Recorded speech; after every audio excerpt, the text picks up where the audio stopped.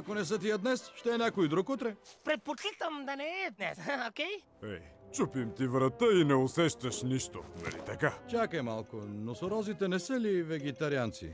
Отлична бележка. Мъкни! Кой е казал, че като го убием, трябва да го ядем? Да, хайде, чупка. Знаете ли, не харесвам животни, убиващи за кеф. Голям пък с меко сърце.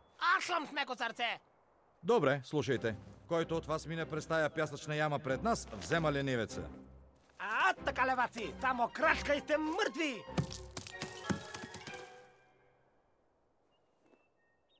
Ти блафираше, а?